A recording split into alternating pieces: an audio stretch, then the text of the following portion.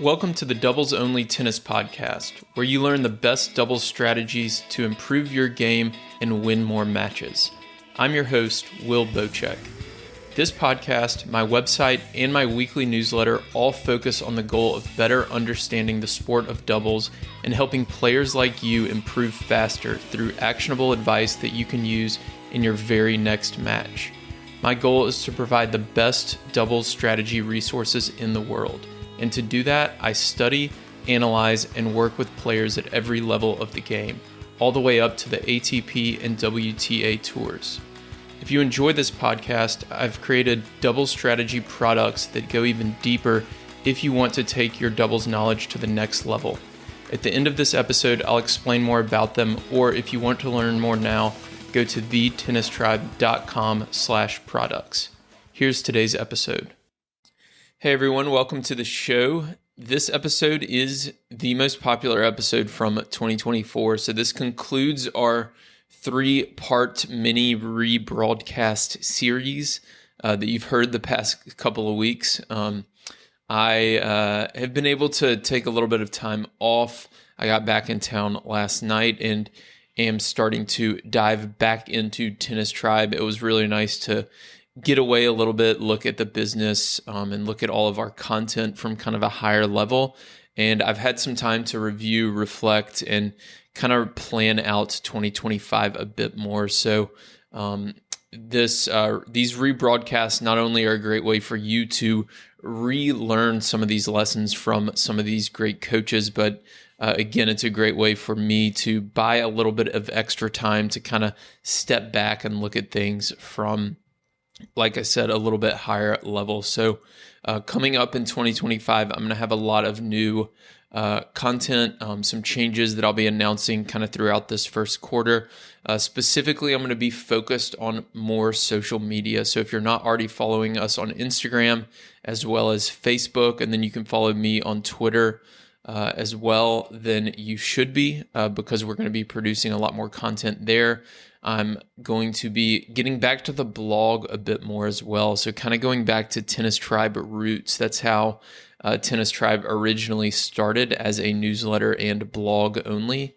So I'm going to get back to the blog a bit in 2025. We're going to be making some changes to the new membership. We'll continue our monthly member-only webinars, weekly member-only premium video lessons as well.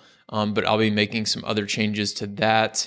And then also some changes to the newsletter. So the newsletter is going to be a bit more simplified. I'm going to be emailing y'all a bit more often, but they'll be shorter. So you won't have a super long email every Thursday or Friday, as it's been, or as has been the case recently. Instead, it'll be a little bit easier to digest, so that you can quickly kind of check out the lesson and then move on with your day. So I'll be announcing those changes through the coming weeks and months, but I'm really excited for the changes. I think it's going to be definitely a step in the right direction.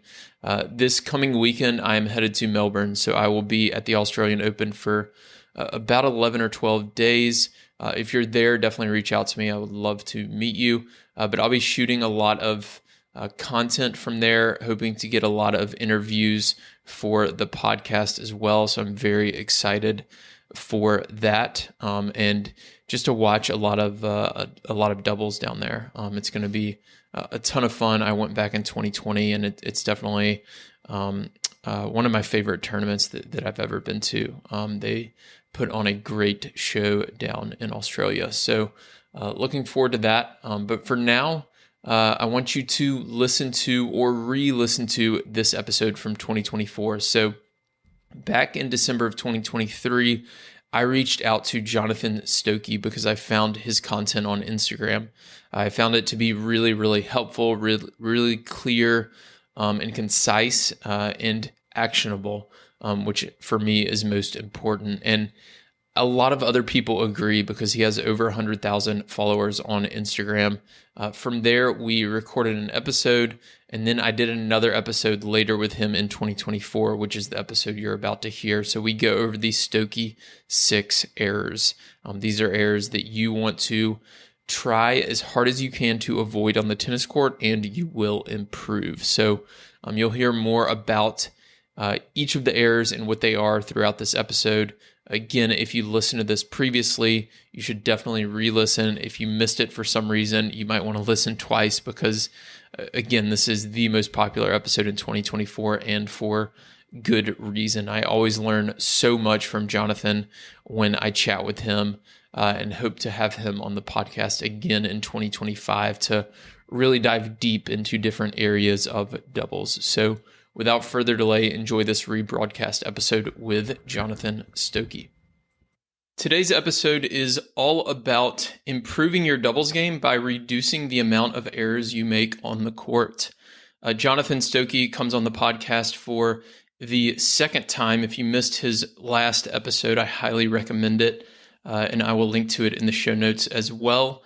And Jonathan has his own podcast, which I was on recently, called the Baseline Intelligence Podcast. He has an Instagram account with nearly 100,000 followers at Stokke Tennis, if you want to check that out.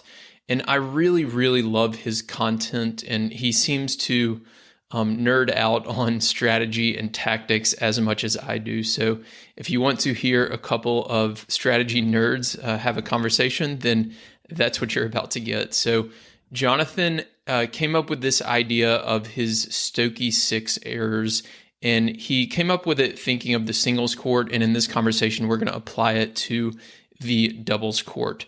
So it's all about cutting these very specific errors that he feels like are the most common things that happen on a tennis court. And if you can reduce even 2 of these errors, then I guarantee you're going to improve your game. So in the conversation, we talk about drills that you can do to reduce some of these errors. We talk about mindset tips and a lot more. So be sure to check out all of Jonathan's stuff after you listen to the episode as well.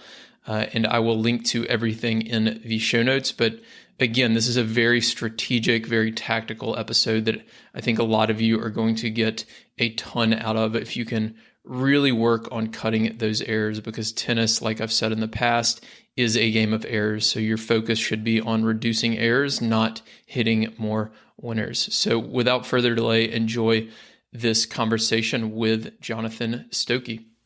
Hey everyone, welcome to the show. Today we have a returning guest, Jonathan Stokke, back. Welcome, Jonathan. It's great to be here. So I wanted to have you back on because I watched your YouTube kind of coaching session with Peter Freeman from Crunch Time Coaching. He's actually having TennisCon 8 here coming up shortly. And you went over the Stokke Six, and y'all were more focused, I think, in that conversation on singles. And these are basically 6 errors that if club level players that they can avoid, they can dramatically improve their game. And I wanted to have you on to do this for doubles. So talk a little bit about, I guess, to start, where the Stokke Six came from and kind of the story behind it. Yeah, so I think it just starts with my overall philosophy. And again, these are just things that I experienced as a player myself when I was a junior and when I was an All-American at Duke. And then I have experiences as a coach watching my players. Even more so, I'm more aware of these things. So the number one basic philosophy is that points are lost, not won. Yes, occasionally you will see a club level player just hit a great shot and win a point. I understand that happens. But the majority of points I watch and I experience as a player are, generally speaking, lost. And so the bigger piece of the pie, if you're looking to get better and improve, I'm always going, can I just get this guy to stop losing so much? Like that, it sounds so negative, but like I'm watching you and you're just losing points over and over, and they end up happening in a very, very similar way. So I get a little bit of pushback online where people are like, no, you don't understand. If you saw my 4-5 league, like points are won all the time. maybe that's the case. Like I haven't seen No, 4 or 5 it's play. not. It's I not. highly doubt it. I don't want to sound preachy, but all I can say is just in my experience as a coach and a player, that is a fundamental principle that once you accept that, you can actually make a very quick leap. Points Yeah. are usually lost, not won. And so we've got to learn how to reduce them. So that's kind of like where it came from. And I started going, well, the other part too, actually, sorry, is Scott Fawcett was on my podcast. So he's a very famous golf tactician. It's all about math. And he has 5 stats called the Tiger Five. And so Hmm. golf is very similar. It's not about making birdies. It's about reducing double bogeys and bogeys. It's a very Hmm. similar concept. And so he actually asked me on the podcast, well, what would the tennis equivalent be? And I was like, that's a really good question. I can't Yeah. answer that right now, but I'm going to go think about it. So those two concepts combined is kind of where I came up with the Stokke Six. Yeah. Yeah. And it's something I'm always kind of telling my listeners that I learned from Craig O'Shaughnessy. He did this, I think it was in one of his courses on his website, Brain Game Tennis. It may have even been a blog post that he did.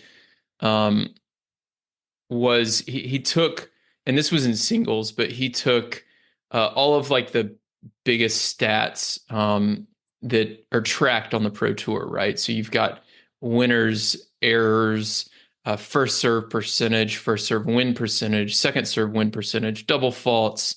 Um, there was probably 18 or 20 of them, and he correlated each one with winning. So it's like, you know, if you win this particular stat, what are the odds you win the match? And the one that correlated the most with winning was having fewer errors. And it was your odds of winning having fewer errors are way higher than your odds of winning having more winners. Um, and honestly, I've got the data. I should do this for doubles at the pro level. And then I work with a company called Tennis Analytics who uh, gets data for pro matches as well as like club level matches at times.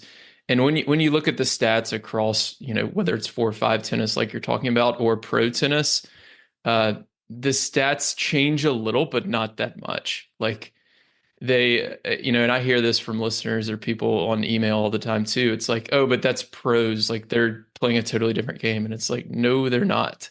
The winner to error ratio, for example, Tennis Analytics has a good chart on this. And it's like, I think pros hit 3 or 4 winners for every one error. And 3-0 players hit, I think, 3 winners for every one error. I think pros it's 4-1 and club level it's 3-1, or maybe the opposite. I don't remember, but it's like it's the same trend, right? It's like the same idea. Right. And I did an Instagram reel. This was probably a couple months ago now. And just going back to the whole idea of errors, I think people, if I want everyone out listening to like do a deep dive and actually think about this maybe for a couple minutes after, but I think people are more afraid of what their opponent can do to them, and they're less afraid of actually missing. Hmm. So they miss a lot of balls that if their whole objective was just to make it, they could. But they went for an aggressive shot and then ended up missing because they either were worried that if they just put it in play, their opponent would hit a winner, which won't happen that often, Hmm. or they go, well, I have to make my opponent miss. And I'm Hmm. like, no, bro, they're going to miss for free. Like, Yeah. you just got to give them a chance. Like, yes, there's a place in the game for forcing errors. I'm not dismissing that, Yeah. but they feel this pressure to always be doing it, and it just leads to them missing more. And so if you go, you know what, if I made my last shot in the point, I played a solid point, Hmm. you'll be surprised, number one, how relaxed you feel, but you actually won't hit less winners. Like you'll Hmm. still end up just accidentally hitting the same amount. It's just you're going to miss a little bit less. And now that 4-6 set will become a 6-4 set because you just got rid of 4 stupid mistakes. Hmm. Yeah, I think so I would encourage people listening, if you're questioning some of this, you should actually go and watch your teammates play a league match or a tournament match or something. Grab a pen and paper and go sit on the sidelines and actually chart this. And at the end of each point, write down W for winner and E for error. And at the end of the match, you can look at the number of errors, and you can even divide it up by like point one. So you can create 2 columns and you can do team A on the left side, team B on the right side. And then if team A won the point, then you do either a W or an E under the team A column. And then in the next line, you do a W or E under the Team B column if they won that point. And it's an easy way to chart the match, and really, it'll kind of blow your mind the first time you do it. Because I've done this myself before with actually some 5-0 matches, and it was when I was first getting into all this data. And yeah, I remember at the end of the match adding it all up, and I was like, man, there were like 6 errors in this entire, I mean, 6 winners in this entire match, and like 30 errors. Like it's unbelievable. Well, I think So you could also do it for the pros too. I mean, a lot of the people I work with mhm, remotely, I'll say, "Hey, did you watch that? Did you watch Pagula? Who was it against? Oh, Anna Samova in the finals." And everyone knows I'm yeah, the biggest Pagula fan out there. And yeah, she was up. She won the first set, and she was up. Maybe it was 1-0 40 love, but she had won 15 of 16 points. hmm And then she just made like on the next 6 points, like 5 of just the worst errors. And I was like hmm pulling my hair out. I'm like, oh, just be solid. And she won the tournament. She's one of the best players in the world. And even she will give away a ton of what she would probably call free points. And right. Samova is also in the finals, and she was doing the same thing right back. Like, there's just this myth that people are just always playing this amazing tennis and it's constant, and errors and poor points are the outlier. And it's the exact opposite. And once hmm you embrace that, tennis gets a lot easier to get better at. Yeah, it gets a lot easier to win for sure. You're somebody I feel like every time we talk, we could go on for like 2 or 3 hours because you love the stats and strategy and tactics as much as I do. Let's dive into the Stokke Six. So, what is number one? So number one is missed returns. The first three are in the first 4 shots, but the most Mhm. common one is going to be a missed return, right? So And, why the first 4 shots? just because we know that points are short, so a majority of points are 4 shots or less. And then Right. obviously we know from Craig's data that the most common point in tennis are the rally length is 1, which means a serve was made and then a return was missed. Like that happens the most. And so you go, if I can just make more returns, once I'm in the point, you're probably winning 40, 45% at worst, even if you think your Mhm. return is not that great. So instead of worrying so much of, I got to hit this amazing cross court by my opponent, or I've got to hit this sick down the line, just make the return. And Mhm. yes, there are going to be times where the opponent hits a serve that's really quality. It's not your fault. That's fine. That's part of the game. But we're talking about maybe some easy second serve return errors, or Mhm. you're missing a return wide. I mean, right before we started it, the doubles court is 36 feet wide. Like, Yeah. why are we missing a return wide? Because we're scared of the opponent net player who probably is just like you and isn't fully comfortable at the net and doesn't finish every volley. Yeah. So that's just one I see a lot. Is we've got this huge court. A lot of times the serve is not incredible, and we're just donating 1 or 1.5 points per service game to our opponent because we've just not put the return in play. And Mhm. so part of what goes with that is getting a little more comfortable with maybe occasionally you're going to make a return that's not that quality, and they will hit a volley winner, and Right. you clap your racket and you just play the next point. And you You move don't on. you don't Yeah. start going, you know what I should do is maybe just add a bunch of risks to my return. And now instead of them hitting 1 or 2 volley winners, I'm just going to give them 3 free return errors. Yeah. That's And not that's Go ahead. yeah, and really like what one thing I tell people is like you're waiting, even if they're like making a quality first serve, you're hitting a return in, they're hitting a volley winner, they're just doing their job, right? And what you're doing, especially against teams who are good at serving, right? That means they have a good server and a good net player. Uh, and what you're doing is trying to make a high percentage of returns, like you're talking about, and you're waiting for that one game where the server misses 3 or 4 first serves and the net player misses 1 or 2 of those volleys. And then that's your opportunity to break.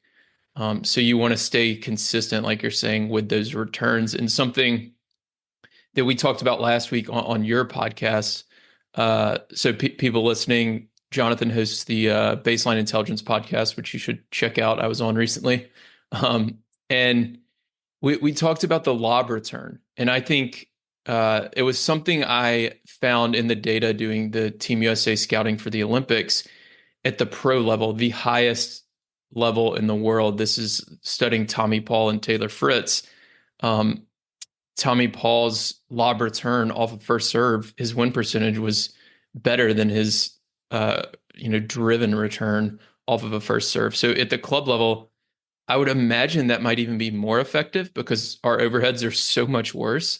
And the lob is pretty similar. Like maybe we won't get it quite as deep, but the net player is not going to be able to backpedal as quickly. And if they do, their overhead's going to be much worse. So I would encourage people to really add that lob return to their game, especially against first serves. And then the other mistake in doubles that I see is against weak second serves, people trying to just pummel the return and they make errors. Right. And there's a place to be aggressive on a second serve return. I mean, if you hit Sure. 3 thunderous returns and then you miss one on a second serve, I'd be like, that's probably a good ratio. Like, that's fine. Sure. Like, you're going to be okay. It's when you're missing every other one, right? Yeah. And when the ones that go in really aren't doing a whole lot. So yeah, you just want to keep it very, very simple. If you've made your last shot, I think it's good to adopt the mindset. You go, hey, that's a really, really solid point. Oh, but my Hmm. return was short and weak. That's okay. Like, Yeah. I know you didn't mean to, but if that's your mistake is hitting a weak ball in, and then when you hit your average or good shot, they're even better. Like, that's a ton of pressure over time. If your bad shots are just free points, that takes a Hmm. lot of pressure off the opponents and makes it a lot easier to lose a match. So put the return in play. If you need to take a step back, great. If you need to lob exactly down the middle of the court, then do that. I mean, Hmm. go watch a video. I actually just did this with a guy who was more for singles, but he said, well, if I hit short, the guy just steps up and crushes it. I was like, oh, okay, let's just start from the first. Let's go back and look for that. And I just froze the video on Swing Vision every time the ball landed in the service box. And Yeah. like the guy wouldn't even step up and hit it. Like the guy hit like 3 winners. And I'm like, do you see what I'm watching now? He's like, oh my God, he's like, I just only remember the times that they crush it. And Yeah. I feel like that's how everyone sees it. Oh, see, he's just going to put an easy volley away. Yeah. Yes, 5 times a match. The other 50 times, you're going to be just fine. So, Yeah. number one, make returns. Yeah. All right. Let's move on to number two. So I put this down as miss plus ones. And in doubles specifically, I am referring to a baseline shot. Mm. So my general philosophy, another general philosophy I have, is that it's better to obviously make errors on offense. Like Mm. you're going to make mistakes, at least make it when there is a reward in play. So if I'm way behind the baseline and I'm on defense and I miss the ball, like I am livid with myself. There's not a Mm. whole lot of great things that could have happened. So make sure you just make the point. If you get a plus one as a volleyer in doubles, if you're being aggressive, that means sometimes you're going to miss a volley. Like I'm Hmm. actually okay with that. So this is mainly for the server or the returner. When you've got that first ground stroke, it's the miss plus one. And again, it's the same idea as the return. It's I've got a 36-foot wide court. Generally speaking, there's only one person at the net, which means I have a ton of room and they're usually not comfortable. We Hmm. don't need to be insanely aggressive. We just need to be simple. We made our serve and we made the next ground stroke. We made our return and we made the next ground stroke. Incredible job by you, right? Hmm. If any of those shots have great quality, wow, A plus and a racket clap. But you don't have to have that every time. And so, again, if you just go back and watch people play, it's a lot of off balance shots. They might go down the line on the first ball trying to pass them. They might be worried about the person in the net and dump that first ball in the net. So, again, it sounds very, very simple, but like, I think if you go back and watch your matches, and again, if people aren't watching their matches on video, that's an issue. But I'll bet you most players have 10 or so first ball ground stroke errors in a doubles Hmm. match. And you're like, the goal is to get that to 5. Yeah. Like you can't just not miss. That's impossible. But let's just reduce those plus one errors. So with these plus ones in doubles, it's a little bit different, like you said. So we've got the net players. I think if we're just talking about the server and the returner, a big component of it is going to be shot selection, right? So recognizing if my plus one is more of an offensive shot versus a defensive shot. Talk a little bit about that and how we can reduce our errors on the plus one, maybe for offensive shots and then defensive shots. Are you saying how you can reduce it like technically or like just the mindset? No, just like the mindset and shot selection. So I'm thinking like a lot of times I'll see a server hit a good first serve, a weak return comes over the net, and they have a short forehand and they miss it. Mhm. So that would be a scenario where like it's an offensive shot, right? They have a short forehand, they're on offense, they're to use a phrase, I don't remember where I heard this, but it might have been Craig O'Shaughnessy, where you're ahead in the point. So like if you freeze frame the point right there, you're ahead in the point. You should probably win that point. Mhm. And then they make an error on that serve +1. So that would be offensive. Right. So like again, for me, it's hopefully it doesn't sound like I'm contradicting myself. I don't mind the occasional error if it's on offense. Because if you're hitting a ball Mm-hmm. faster and you're trying to do something, it's a little riskier. Like I Mm-hmm. actually had one parent one time say, I just want my daughter to hit faster, but also just be more consistent. And I was like, oh, that's all? Like, that's all you, that's a great idea. Like, I had never thought about that. So, like, if I'm asking you to step up on a short ball and play offensively, you will Mm-hmm. randomly miss some balls. And by the way, that means sometimes you're going to miss in the net because you're hitting faster. You can't hit with pace and height, right? Mm-hmm. Missing wide on a short +1 is probably not ideal because, like I said, the court is huge and the net player is probably scared of you to begin with. So there's no reason to be going angle. But I'm okay with that occasional, I'm 3/4 court and shorter. Mm-hmm. You should absolutely step up and apply a little pressure. That's Yeah. fine. And again, you just have to keep this tally in your head. Are you missing every other one? Then you're being too aggressive. Are you Mm-hmm. missing one out of every five of those short balls? That's great. You're probably right where you should be. If the returner is constantly putting me behind the baseline or in an uncomfortable position, that's where I would say, I don't care if it's a lob. I don't care if you go through the middle and it's a high volley for your opponent. Let's just be solid Mm-hmm. and accept that they have earned the right based on their return or whatever it was, that they have put me in a bad position. I've done my job being solid. I have made them hit a volley winner and I can move on with my life. There's definitely a different mentality to those 2+1s. And as always, the rules is always, it depends. Like every situation is different. These rules are generally speaking, but that's a good kind of different mindset for the short ball versus the one from behind the baseline. Yeah. Yeah, that makes sense. I think those defensive shots, practicing that defensive lob is so big. There's, especially from the deuce court, there's so many players who try to hit this running down the line forehand winner when they're like off balance and on defense. And it's like, man, that is a 1 out of 5 shot. Like that is, if you want to win the match, that's not a good shot to be going for. Right. All right, so let's move on to the next one. I actually almost, you know what? I may end up removing this one in the future. Stay tuned. Number three is Okay. double faults. Okay. Okay. And the reason why I would remove it is because this is something people are so sensitive towards. They finish a match. I had double faulted like 6 times. Okay. Hmm. And I'm like, okay, well, that means you played, I don't know, 80 other points. Like, do you know how many of anything else you did? No, just double faults. That's the only thing you want to keep track of. So Yeah. I don't want people to obsess about it too much. But again, just with being solid, let's make sure we're making our serve. Oh, Hmm. your second serve is slow and oh my God, they've been ripping it. Okay, make them rip it. And guess what? Hmm. If your second serve is so slow for whatever your level is, let's say I'm playing in a 4-5 league and my second serve is so weak and they're ripping it, then we'll just play two back, Yeah. and we'll be able to make that ball. Like we can figure something out, but we need to make them play. And sometimes people either go for too much on their first serve, and so they're just having to hit a lot of second serves. Sometimes they're so Yeah. worried about the returner. But again, you're just donating free points. And so at Duke, it used to be a pro set when I was there, but I'd go back and check and I'd be like, okay, you missed 8 returns, you double faulted 4 times. So that's 12 points that our opponents never had to play against you. Hmm. They just had to make a serve or just stand in the box while you miss serves against them. That's a lot of Yep. points you're donating. Yeah. What if we cut it down to 6? We're already going to get better without even learning how to hit a better poaching volley or whatever. So I know people are sensitive to that, and that's the only reason why I would get rid of that one. But again, it's just being solid in the first 4 shots. No, I think it's an important one, especially at the club level. I feel like it's less common at the pro level, but I mean, to be honest, I have analyzed some players who that double fault percentage creeps up to near like 10% at the pro level. And when it gets around that like 7-8% mark, like it's something they've got to work on. Um, so I think at every level, it's an important one. One thing I would encourage people to do, and this is something I learned from analyzing the pros, is see if you can track and maybe get a teammate to do this with you or something. And you can do this on first and second serves, but see if you can track where you miss your faults.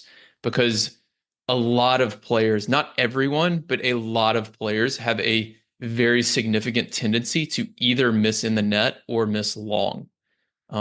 So there was somebody I was analyzing a few months ago, and I just looked at 3 matches, and the player had double faulted, I think 20 times in 3 matches or something, and 17 of the 20 second serve misses were in the net. So it was like insane, like 85% in the net. So it's like, okay, just make sure all your double faults are long. And if you Mhm. do that and just simply aim higher on all your second serves, you're going to end up with, instead of 20 double faults, 15 or 12 or something like that in those 3 matches. So if you have one of those tendencies, it's really important to know that.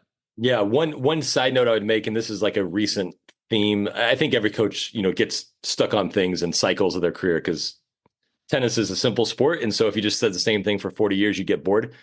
But Hmm. one thing that's been working for me is like just asking yourself the question, is what I'm doing working? So you're like in that example, this person is hitting serves in the net. Okay. Hmm. You ask that person, is it physically possible for you to hit the next serve over the net? If I gave you $1 million, could you do it? They'd probably be like, well, yeah, I can do that. Like, okay, you should look into that. Yeah. You should probably do that, right? Well, I don't know if it's going to go in. Well, how's hitting it in the net every time working for you? And by the Yeah. way, now at least you've made the opposite error. So we have a feel for what might be correct. So people Yeah. just get stuck in this loop and they're doing the same thing and they're attempting in their mind. They think they're trying to solve it, but in reality, the output is just the same. Hey, here's Hmm. 17 serves in the net. Just ask yourself, is that working? Can I do the opposite of that? The answer is usually yes, unless it's an emotional thing. And so Hmm. just let's just do it now instead of adding 10 more double faults in the net before we fix it.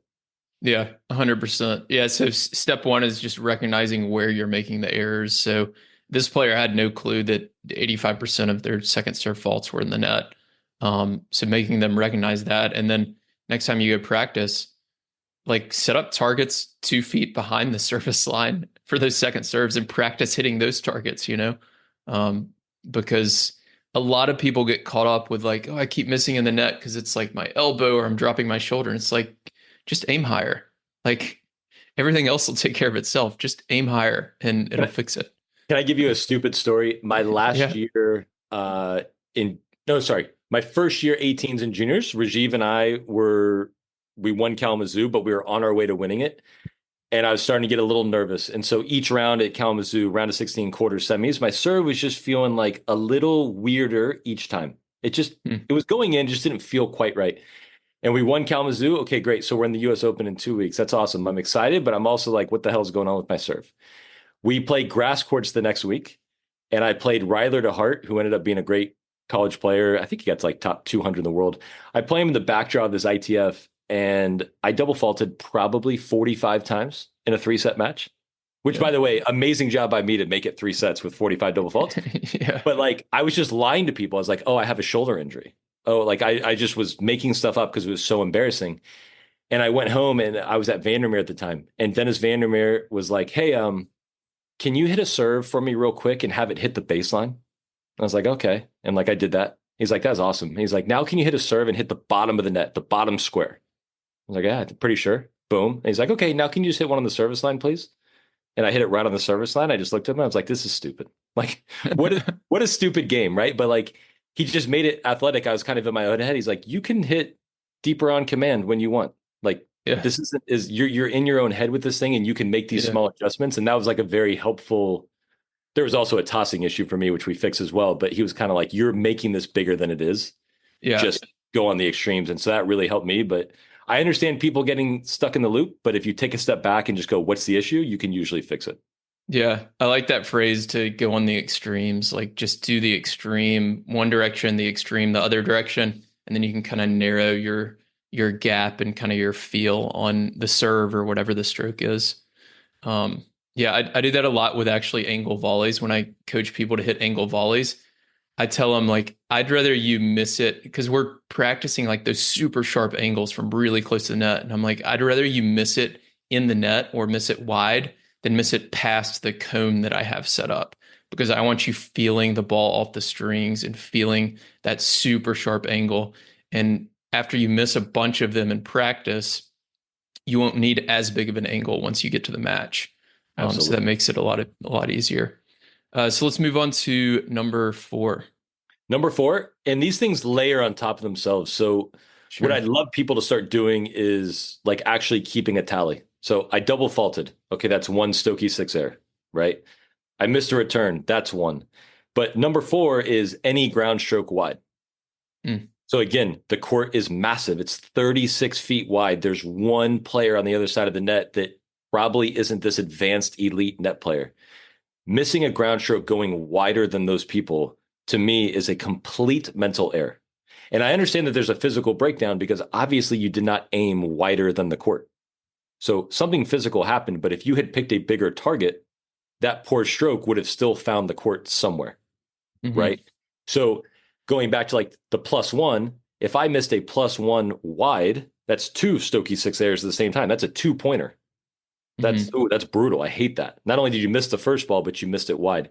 So number four is any type of ground stroke missed wide, and it kind of goes back to what I just said. But missing it on the first ball is twice as bad for me. It's like you did two Mm-hmm. things at the same time. I just don't understand the concept, and a lot of times my recommendation would be like, don't even worry about the net player. If you're missing wide because you're we actually did a drill this morning where the ladies were in a very aggressive position, and then all of a sudden we started missing ground strokes wide. And I'm like, just for the record, I've only seen like two good volleys today. Like, our Mm-hmm. positioning is awesome, but we still can't volley any better. Like, we don't need Yeah. to be missing wide. So almost just delete that person from your mind, pick a big target, hit the quality ball. And if they end up poaching, good for them. It really doesn't happen that often. Mm-hmm. Yeah. It's something I think you talked with Peter about is I guess the margin of error on your shot. I think you had a different word for it. And y'all talked about the pro players, how theirs is a lot smaller. And recently I actually did a Instagram lesson yesterday, one of those short videos on Alcaraz at the Olympics. And as of right now, it's being blocked by Instagram because of copyright issues or whatever. But I'll try to figure that out. But I think it's still up on Facebook. But Alcaraz hits this great inside in forehand winner from the ad court off of a lob from the opponent. So they were in a down the line rally. His opponent was in the ad court. He was in the deuce court. His opponent hits a backhand lob cross court, and Alcaraz is fast enough to run all the way around and get a forehand. He hits this inside in winner down the line. It lands barely outside of the singles line, like barely into the doubles alley. And it was one of the things I pointed out. Like, he's not aiming for the doubles alley, like he's aiming for the singles court here. And I think for the club level player, we should basically never aim for the doubles alley.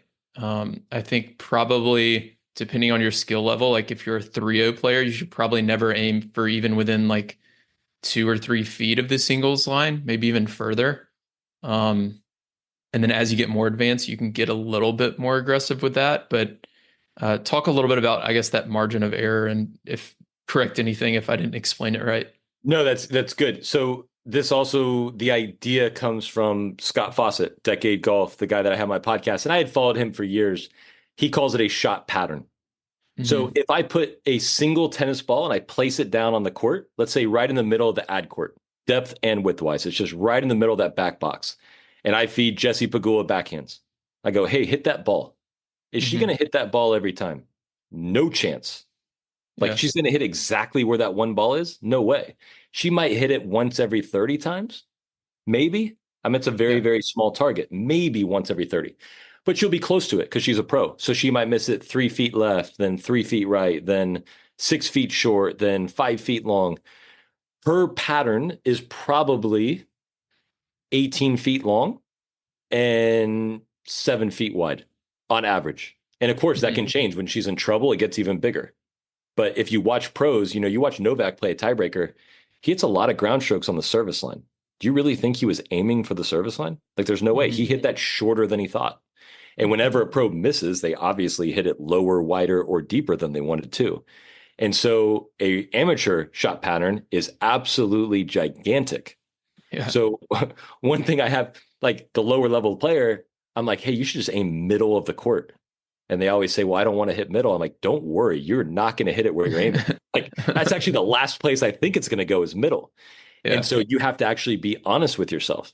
And so when I'm hitting a cross court ground stroke in doubles, the doubles alley is 4.5 feet wide. I would probably say, like, for me, I'm aiming 2 feet inside the singles line. and Hmm. I'm a really good player. Oh, Hmm. you're a 3-5? I would even aim 4 feet inside the single sideline. So now you have a Yeah. 9.5 foot margin for error, which you are going to use a lot.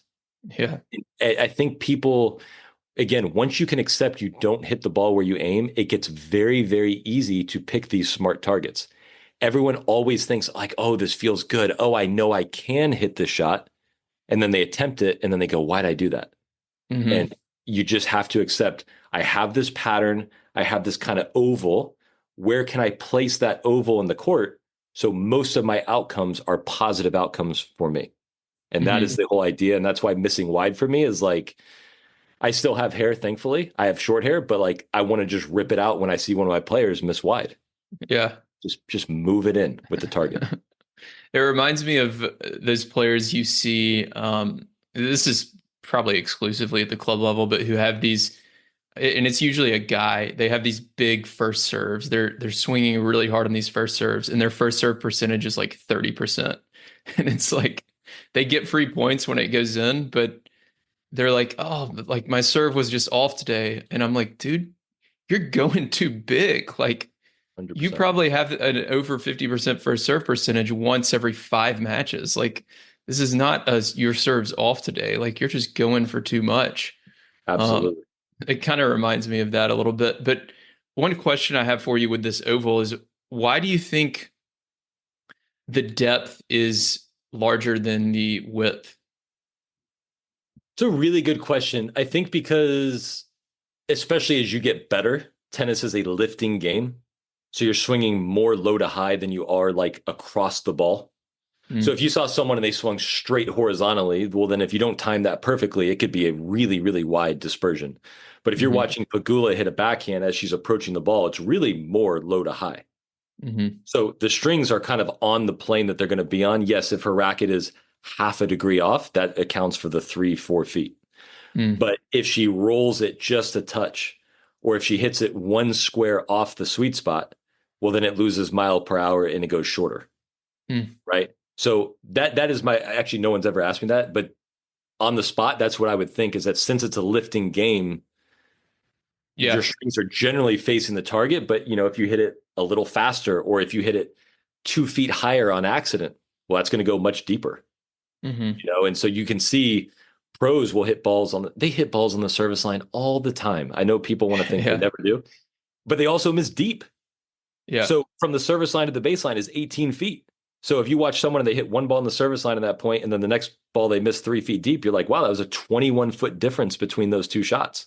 Hmm. I guarantee you where they weren't aiming at either of those two targets. They were probably Yeah. aiming three-quarter court Somewhere in the both middle. times. Yeah. Exactly. Yeah. Yeah, that makes sense. So like the swing path is a lot steeper at the higher levels. Yes. Yeah. Yeah, lifting Okay. game and the strings are on target longer. But again, I even for if I do this drill with a 3-0 and I'll put a ball down and I'll take a video so I can just show them where their balls landed, it's still an Hmm. oval. It's still Yeah. always deeper than it is wide. Hmm. Okay. What is number 5? Ground strokes in the net. So again, it's the first obstacle in tennis. If you really want to never miss the net, you can. You just aim higher. Like it's Hmm. it's not more complicated than that. Now in doubles, why don't people aim higher? I actually don't know because most people don't like their overheads. It's a little bit awkward. If there's a good opponent who gets very tight to the net, sometimes that high ball is a little weird. And again, it's the same idea. Even if I aim high, let's say I'm aiming 5 feet over the net in doubles. Okay. Will I ever accidentally hit lower than I aimed? Yeah. Yes. So I'm still going to hit just as many of those nice low ground strokes that are tough for people to poach on. It's just going to be an accident. If I hit that ball perfectly, it might be a high volley for them. It might. It also might not. And if I accidentally hit it a little higher than I intended, now it's actually a really good lob on accident. But Hmm. no free points are being given. And I'm going to accidentally hit plenty of really, really effective shots. And even the one that might not be, people still miss volleys all the time. So again, net and wide airs to me are primarily mental. Hmm. I think if you aim and just play with discipline, even if your strokes are not amazing, you can probably really, really reduce those two. Missing deep is different for me, and it's not one of my Stokke Six because you have to have a closed racket face and get topspin on the ball at a certain point. And you're Yeah. going to have to miss somewhere. So, like, I can't just tell you to not miss, but missing net for me, again, it's not quite as bad as missing wide, but it's close. They have a battle. Yeah. Yeah. Missing deep, I feel like is usually if I miss deep, it's like a good miss, right? Like I missed a lob a foot or two long, or I hit a topspin forehand that I made good contact. I hit it well. It's just like, 8 or 12 inches long. That's a good miss. Yeah. Um, One thing with missing in the net, I guess with doubles, that's different is the formation or the positions of the opponents, right? So we can have one up, one back, we can have two back, and we can have two up. Even at the pro level, I do see players missing the net with two players back, and that's when I would talk about pulling your hair out. Like that's when I want to pull my hair out. I'm like, both players are back. How on earth could you miss the net? Like, why are you trying to keep the ball low? But with both up, I think the important thing is noticing the position of the two opponents, which player tends to close a little bit harder, and then you can use that lob like you're talking about. And then something else that came to mind for me is this was back in, I think 2019. So I was a 4-5 at the time, and our team in Austin ended up going to nationals, and I played doubles a few times with this guy from Germany who was he played like club tennis in Germany, really high level. He definitely should not have been a 4-5. We got a lot of complaints about it. But he hit these like really high topspin ground strokes. And when I would play doubles with him, we'd inevitably face some teams who would like serve and volley or both get to the net. And I was always about like dipping my forehand low at their feet. And he just kept his ground strokes the exact same. They were like 6 to 8 feet over the net, really heavy. They would land with a lot of depth if the ball got back to the baseline. And he didn't change them at all when the opponents got to the net.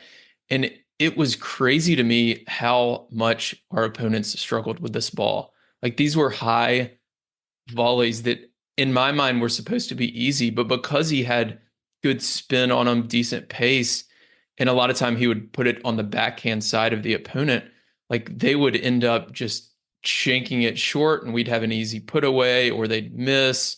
It was really crazy to me. So I think for club players, sometimes those higher volleys, especially the high backhand volley, are really, really difficult, even more difficult than those ones you hit low over the net. And I understand the idea of, hey, there's two people up, so we want to dip it low at their feet. I absolutely understand that. And if you can execute that, that's an awesome play. I'm all for that. If you can make one and then miss one, you're not good enough to do that. Yeah. You have to accept that and go, damn, hitting low would be the right play. I just don't have the ground strokes to do that. So I've got to aim with a little more height and just be simple and use my legs and track down one volley, and they'll probably miss the second one. Right. But then I hear some people say, well, I have to try that shot because I'd have to learn how to hit it if I want to level up. Like I have to learn how to dip it at their feet. And I'm like, yeah, when you practice that on the ball machine or in your lesson, and it takes thousands and thousands of reps, if you just try it 5 times in your 4-0 league match every other weekend, you're never going to learn how to hit a dipper. That's just not how it works. It's almost disrespectful to people who have learned the shot. Like it took me thousands and tens of thousands and watching video of reps to get really good doubles volleys. It didn't take one virtual lesson and I went on the ball machine one day and now I know how to do it. And so with all these things, we're talking about reducing errors. Like, yes, you do need to learn how to hit quality shots, but the time to work on that is not just solely in match play. That's when you 100%. Yeah, 100%. Yeah, one of the drills that I haven't been playing recently, but last summer I was playing a lot more, and I was out there with one of my friends who coaches, and we would feed to each other. And one of the drills I would do was he would just feed me balls in the ad court because I returned from the ad court, and I would hit run around forehands. And I worked on those specific shots. I set up a target on the singles line, probably 4 or 5 feet past the net, and I would try to just roll it and dip it at that ad court player's backhand volley. I would also set one up 4 or 5 feet behind the net, right on the center service line, so right through the middle. And then I would set up a target deep just inside the singles line, so just to push the ad court player back. And depending on the ball he fed me, I would just choose a target and mix it up. But I would hit, I don't know, and he'd feed to me for like 10 minutes, and I'd hit 100, 200 balls in like 10 minutes or something. I don't know how many exactly, but over the course of like a month or two, like those shots got a lot better. But yeah, Absolutely. you have to put in the work, 100%. So let's do number six. All right. So in my single Stokke Six, this would be a change of direction air. So in singles, I mean, just go cross court 90%. If you want to cross court 100% of the time in singles, you're probably making the optimal decision 85% of the time, Yeah. which I guarantee is higher than the decision making you're currently making. So if you just Yeah. blanket statements that I will only go cross court, and that's why that one kills me. So the all time worst Stokke Six error is you miss a +1 wide while changing directions. That's a 3-pointer. That is like go sit down on the bench and think about what you've done type of thing. The Mhm. reason why I don't have that in doubles is because number one, the court is 9 feet wider, and you are going to have to go down the line some. I mean, if you play me and you never go down the line, I'm going to poach on you every time. Mhm. So there is some implied risk that you will eventually have to take. So that is not this. The number six for doubles I put is volleying wide. Mm. So again, if I'm closing the net and I'm a menace up there and I can play with some speed and pace, I can go at my opponent net player's feet. I can stick it deep and then get my overhead. But I don't have to always go around these two players. I know there's an extra person covering the court, but I feel like that is the gut reaction I see a lot of people make is angle right off the bat. Mhm. And generally speaking, people don't get close to the net, which makes the angle volley even more difficult. Right. So this one's tricky because, like I said, when you're at the net and you're playing offense, I am okay with the occasional error. I actually think most volleys that you miss should probably be in the net because Mm. you are trying to keep a ball lower, right? You can't hit a volley with great height. Yeah. So I'm like, you know what? If you hit the top of the tape here and there, I understand it. You're trying to hit hard. Missing wide, I don't really, I just don't get that one. And so if you're going to be at the net, you're going to be taking balls, go at their feet, go through them, go middle with pace. Number one, they're probably going to miss that coming back to you, or they'll give you an even easier ball, which you can then either put away with an overhead or a volley. Mhm. Yeah, I feel like I should do an episode on like the different types of volleys. I talked with, I think it was with Peter recently about all the different types of volleys, or maybe it was someone else. But um, yeah, I think some of these offensive volleys missing in the net is understandable, like you said. The one I have issue with is the transition volley.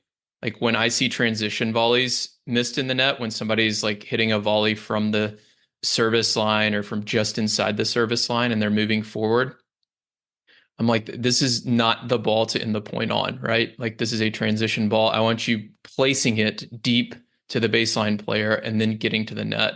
And then on the next one, if you miss in the net, I'm okay with that. But I feel like so many players miss that transition volley in the net because they're trying to keep it low, and I just don't think that's necessary. And then with the angles and missing wide, a lot of that it goes back to the drill I was talking about earlier. Is like in practice, miss as many wide as you can and go for that sharper and sharper angle, and then that'll make it so much more comfortable when you're in a match. You don't have to go that sharp, and then it's going to be much easier. You can aim for that, inside that singles line and still hit that angle, and you'll miss a few wide of the singles line, which will still be in, and you'll miss a few long of the singles line or short of your target, and all those still land in because you've kind of refined those skills a bit. So if people out there, if let's say they use like Swing Vision or something and they've got matches, if they go back and they go, okay, I'm going to chart how many Stokke Sixes I have. Okay, so I missed a return. Okay, that's one. I double faulted two. I missed a +1 wide. Okay, damn, that's three. Like, oh, that's not Yeah. great. And you keep tracking, you go, okay, my score for that match was 50. Okay. And then you go and you find a match where you won and you felt like you played great. And you go, oh, I only had 35 or 30. And you start going and you chart this every time and you go, okay, I went from 50 on average. Now I'm only making 20 of those errors combined. I Hmm. guarantee you are playing better. Yeah. I guarantee it. Like it's not the goal is not to get to zero. Some people, I don't have a problem with this. I know most people do. Like the idea of like, oh, I want to get rid of missing. Oh, it's so scary. That's so tentative. Oh, I'm not going to accelerate anymore. That's not what I'm saying. And you're going to miss no matter what. That is the game we play. Like I think even if you have the day of your life, you're going to miss one out of every 4 points. Yeah. That's just reality. I'm just seeing if we can get these errors. If you make 30 a match, let's get it down to 20. And then let's see if Hmm. we can get down to 18. And then we'll see if we can get down to 17. And every point counts, and if you go, I Hmm. can get rid of one of these in a match. Congratulations. That's awesome. So it's not panic because you double faulted and missed a return. And oh my God, how can I make this mistake? That's not the mindset. It's just reducing these. And once you actually start to have metrics to show you that you have, you're going to probably be like, oh yeah, I'm winning matches. I didn't really feel like I hit the ball that well. That is the goal. If you can Hmm. only win a match when you're hitting the ball incredibly well, your tactic might be suboptimal. Yeah, 100%. Yeah, I feel like if you just charted like the return errors and the +1 errors, like that alone would probably bring, if you're a 4.0, that would probably bring you up to a 4.5 if you can improve that by 20%. Like, You know what? I 'cause- actually question for you. You're back on my podcast, but I agree with you. If you just learn how to make those balls, everyone thinks the difference between a 4.5 and a 5.0 is speed of shot. Oh, they can do all these things. They can hit all these shots better. And my take on it, just from my experience, again, is I'm watching. I'm like, oh no, they just missed that ball 2% less than you. Mhm. I don't know who the better hitter is. I watched the four hit with a 4.5. I don't know who Yeah. the better player is. It's just Yeah. you make less errors. Yeah. I think, I don't know, something came to mind when you were going through these is that, uh, I guess there's a reason everybody hates playing pushers, and there's a reason that pushers win is because they don't make these errors. Um, so when you're talking about the difference between like 4.0 and 4.5, some people will ask me like 3.5 to 4.0, whatever. I think it's all like very player specific, right? Like some people, like for me, so I'm a 5.0 now. Like, what's the difference between me and a 5.5? Like, I've probably maxed out my strategy. Like I go through doubles matches. I mean, if I went out and played right now because I hadn't been playing recently, I'd probably make some strategic errors because I haven't been playing a lot. But when I'm playing a lot of tennis, like I'll go through a whole match and after every point I'm doing this, like I'm like, okay, did I make any strategic mistakes there? Like I'm always making technical mistakes, but like, did I make a shot selection error or did I move to the wrong spot? And I'll go through a whole match and maybe like two or three times, I'm like, I probably should have done that. And I should have known that with the information I had at the time. Um, so for me, it's like technical. It's like I got to get out on the practice court and I got to improve my forehand. I got to improve my serve. I got to hit 100 returns. Like that's the difference between me and a 5.5 right now. So I want Whereas, to be. Oh, go ahead. yeah. I just want to So, be. No, you go ahead. I just, all I'm saying is I think it's dependent on the person. And for that, like for me, it's basically just the consistency of the shot. Whereas I will play against other 5.0 players who would wipe me off the court in singles. But I am so much smarter than them on the doubles court that I can beat them on the doubles court. And like they have a much more consistent topspin forehand than me. They have a better serve than me. They have a better return than me. But I know how to move at the net better. And I'm making the right shot selection the majority of the time, and they're not. I'm forcing them down the line. So for that player, they have to work on their like strategic and tactical mindset and shot selection. Right. And just to be crystal clear, what you were saying, yes, they're like a 4.5 hits the ball better than a 3.5. A 5.5 hits it better than a 4.5. But when you said the technical element, and you actually added it after I interrupted you four times, like it's the consistency. It's learning to get my technique so I can be more consistent. It's not like, hey, Stokke, I got to get my technique better so I can add 10 miles an hour to my forehand. Yeah, That I is know. not the adjustment you're making. It's like, hey, I can actually hit it as fast as this 4.5. I Hmm. just miss it after my third ball. They miss it after their fifth. Yeah. So can we improve my stroke so I can now make it five times? Not, I have people coming up. I gotta add like 1,000 RPMs to my forehand. And what I always say, I actually did this, like my favorite guy that I coach remotely. He was in town one time and I said, okay, here's the rule. I'll just hit slower than you on every shot that you hit to me. So you hit a ball to me, I have to hit it back slower. What do you think the score is going to be? Well, it's going to be 0-0, and I'll probably never lose a point, is what I said, which is like super arrogant, but whatever. But my mindset was like, hey, I'm going to prove to you that it's not about the quality of the ball. The difference is that I'm literally never going to miss. Hmm. So how are you going to beat me? It's Yeah. going to be impossible, right? So my technique is good enough at that 4 or 5 level to hit slow and never miss. That's Hmm. why my strokes will add up. But no one would watch me and go, wow, he hits so fast. Wow, he hits so deep. They just go, the guy's technique is good enough where he will never miss. Now that would end up breaking down if I was playing pros. Yeah. Now I do need to get my strokes better. So you said it right. It's working on that consistency with your stroke. Yeah, I think to borrow another phrase from Craig, he says how you hit the ball matters and where you hit it matters more.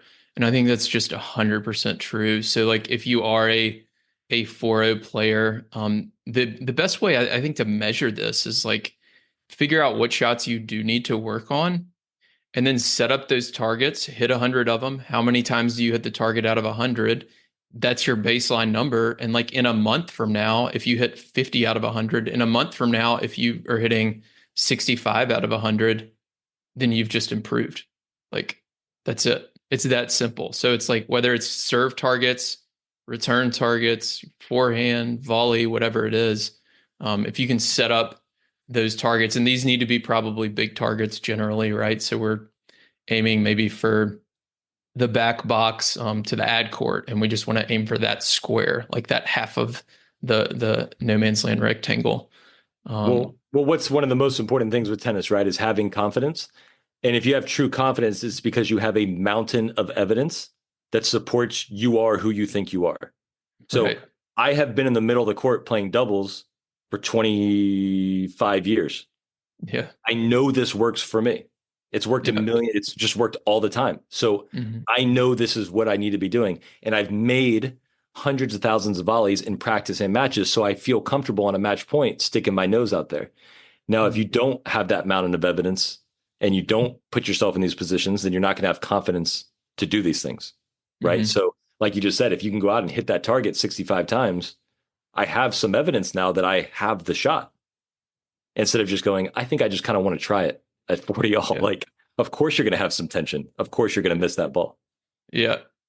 So we could go on and on, I know, but let's hop off here. Any final thoughts or requests of the audience or tips you want to leave people with? Video your matches, chart things. It's objective data. Go watch yourself, chart the Stokke Six. And again, just the baseline idea that points are lost, not won. And if I can just learn how to stop losing so many, I can just lose a little bit less. That is where I make my first big jump. And then once you say like you, when you've maxed out on your tactics and whatever, now let's go get our shots a little better and we can squeeze another point or two out of my game. But that's where I would go. Video your stuff, Stokke Six, points are lost, not won. 100%. So for people who want to follow you, you're on Instagram, Stokke Tennis. Is that right? Stokke Tennis, my last name, Tennis, no space, super original name. I've got the same name on YouTube. I just started doing that. I actually really enjoy the YouTube too, because I can do like a 6-minute lesson instead of like a 25-second sprint to get your attention. Yeah. I got a newsletter based on intelligence. It's on Substack. And then obviously my podcast based on intelligence. Cool. All right, everybody, check all that out. I'll link to it all in the show notes as well. And thank you all for listening. Thank you for listening to this week's episode of the Doubles Only podcast. If you're interested in diving deeper into any topics I discuss, I've created doubles strategy products that allow me to bring you more podcasts and other doubles content without relying on paid ads.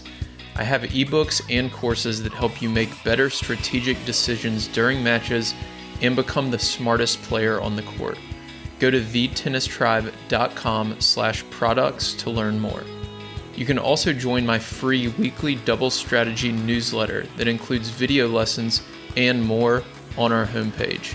If you want to connect, you can find me on Instagram, Twitter, and Facebook, or email me directly, will@thetennistribe.com.